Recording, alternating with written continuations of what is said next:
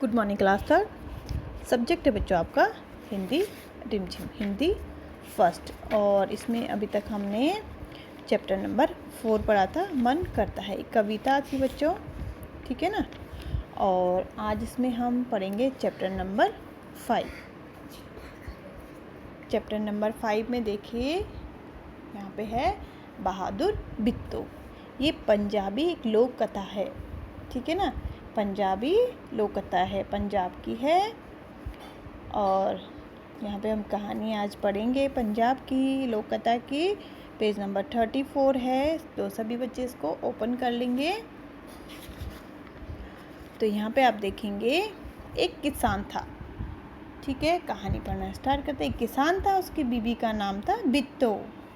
एक दिन किसान ने बिट्टो से कहा, सुबह जब मैं खेत में हल चला रहा था तो एक शेर ने आकर कहा, किसान किसान अपना बैल मुझे दे दे वरना मैं तुझे खा जाऊंगा। शेर पता है जानवरों को खाता है।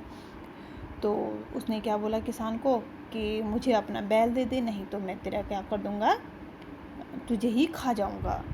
तो बिट्टो ने उससे पूछा, तूने क्या जवाब दिया? ठीक है, अपने पति से पूछा कि तुमने क्या जवाब दिया जब शेर ने तुम्हें ऐसे बोल दिया।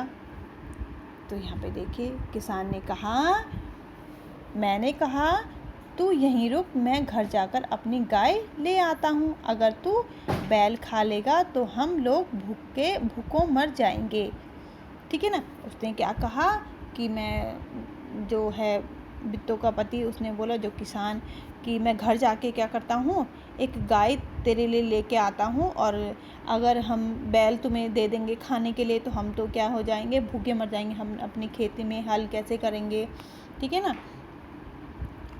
यह सुनकर बिट्टो को बहुत गुस्सा आया। उसने किसान को फटकारा, घर की गाय शेर को खिलाते हुए तुम्हें शर्म नहीं आती? ठीक है, क्या बोला कि तुम घर की गाय शेर को खिला रहे हो, तुम्हें शर्म नहीं आती? अगर गाय चली गई तो घर में दूध न लस्सी, बच्चे रोटी किस चीज़ के साथ खाएंगे? हमारे घर में जो गाय जो है दूध देती है, उससे लस्सी बनती है, मक्खन बनता है, तो हमारे बच्चे किस में खाएंगे? रोटी। तो बिट्टो को एक तरकीब सूझी, एक आइडिया उसके दिमाग में आया, ठीक है।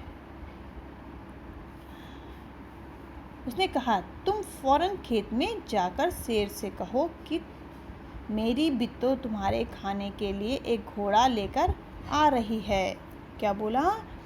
मेरी जो बिट्टो है वो तुम्हारे लिए घोड़ा खाने के लिए जा, तुम जाके शेर को वहाँ पे बता के आओ। किसान डरता डरता शेर के पास गया।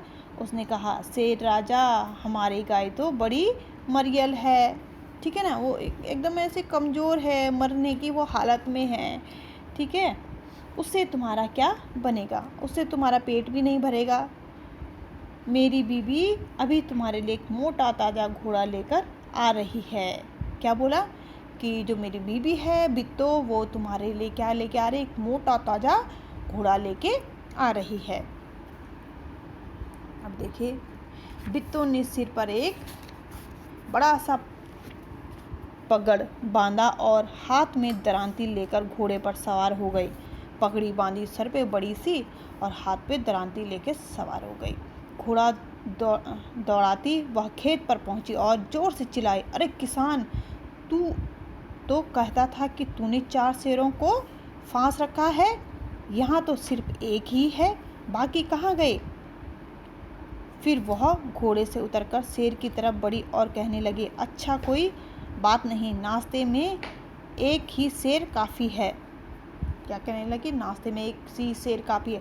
इतना सुनता था कि शेर डर के मारे कांपने लगा और भाग खड़ा हुआ।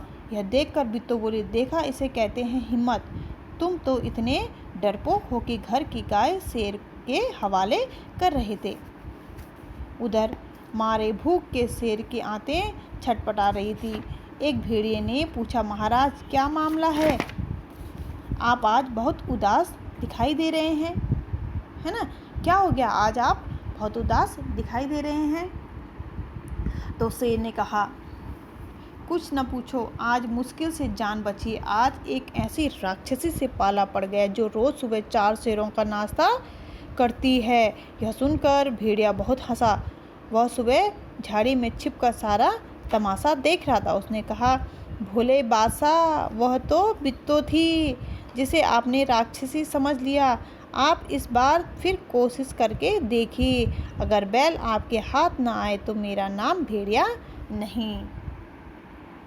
अब देखिए क्या होता है। बहुत कहने सुनने पर शेर किसान के खेत में जाने के लिए तैयार हो गया, लेकिन उसने भेड़िए से कहा, तुम अपनी पूँछ मेरी पूँछ से बांध लो। ठीक है ना, तुम क्या कर लो, अपनी पूँछ मेरी पूँछ से बांध लो। अब देखो क्या होता है। दोनों जने पूँछ बांधकर चल पड़े। उन्हें देखते ही किसान ने होश हवास गुम हो गए। उनको देख, दोनों को देख के डर गया। वह डर से थर थर काँपने लगा, लेकिन बित्तो बिल्कुल नहीं घबराई। भेड़िए ने के पास जाकर उसने कहा, क्यों रे भेड़िए, तू तो अभी वादा करके गया था कि तू अपनी पूँछ से 4 शेर बांध कर लाएगा, लेकिन तू तो सिर्फ एक ही शेर लाया है, वह भी मरियल सा। ठीक है, अपने आप से कहानी बना रही है। वह भी मरियल सा, भला इसे खाकर मेरी भूख मिट सकती है। खैर, इस वक्त यही सही। इतना कहकर बित्तो आगे बढ़ी। शेर के होश हवास क्या हो गए, फिर उड़ गए। उसने समझा कि भेड़िए ने उसके साथ धोखा किया है। वह फौरन वहाँ से भागा। भेड़िया बहुत चीखा चिल्लाया, लेकिन शेर ने एक नहीं सुनी, तेज से भागता चला गया। किसान और बित्तो आराम से रहने लगे। उन्हें मालूम था कि अब शेर उनके खेत की तरफ कभी नहीं आएगा।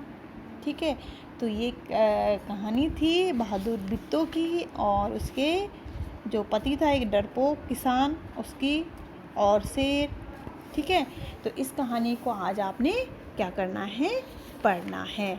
ठीक है ना, रीडिंग करना है इसको। आज बस आपको रीडिंग करना है और बाकी आपको शब्द अर्थ वगैरह इसको नेक्स्ट जब आपका टर्न आएगा हिंदी फर्स्ट का तो कराएंगे।